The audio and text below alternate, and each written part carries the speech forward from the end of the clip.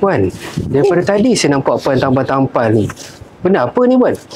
Oh, ni hebahan dah Iftar Madani, program berbuka puasa beramai-ramai dengan Yang Amat Berhormat Perdana Menteri Anjura Jakim dengan kerjasama 13 agensi agama di bawah YB Menteri DJPM Hal Ehwal Agama, Sekretariat Dakwah Korporat dan Perbadanan Putrajaya. Wah, menarik tu.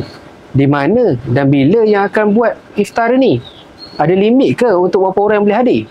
Oh, majlis ini akan berlangsung pada 10 hari bulan Mac hari Isnin jam 6.30 petang di Masjid Tunku Mizan Zainal Abidin Putrajaya.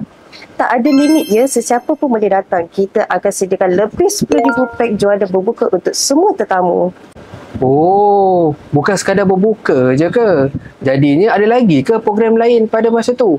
Betul. Sebelum berbuka, ada sesi tausiah ilmu khas. Lepas tu, kita juga akan ada persembahan nasyid oleh Qiblan Rabbani.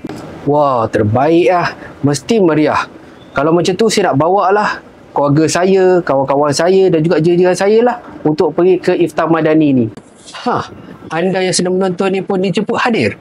Jom ramai-ramai kita memeriahkan Iftar Madani.